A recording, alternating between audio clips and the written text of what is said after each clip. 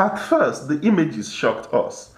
Bombed out buildings, crying children, bloody streets. We shared them. We wept. We demanded action. But over time, something changed.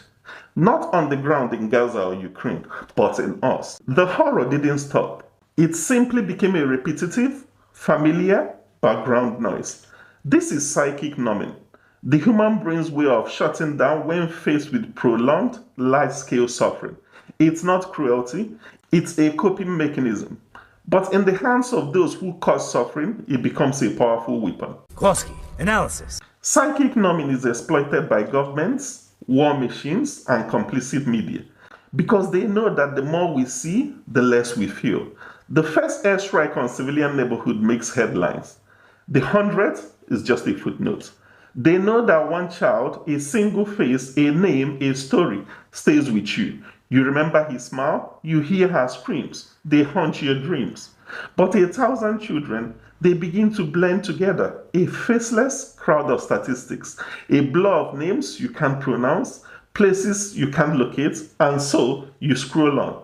One death is a tragedy, 1,000,000 deaths is statistics, said Joseph Stalin. In Gaza, civilian death tolls rise daily. Water is cut off, aid is blocked. Children pulled from rubble, but after months, the war screws past. The moral shock wears off.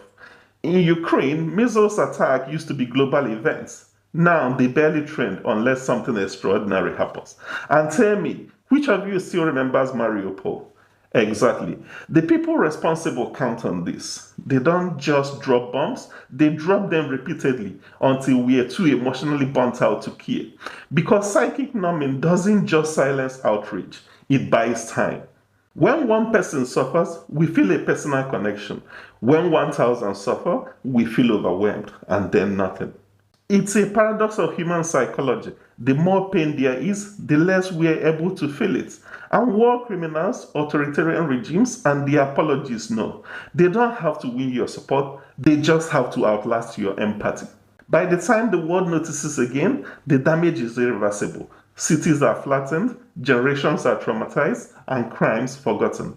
Psychic numbing isn't a sign of weakness on our part, it's a warning, a survival instinct twisted against us. Because as long as we forget the names, blur the faces, and treat mass deaths as normal, they win.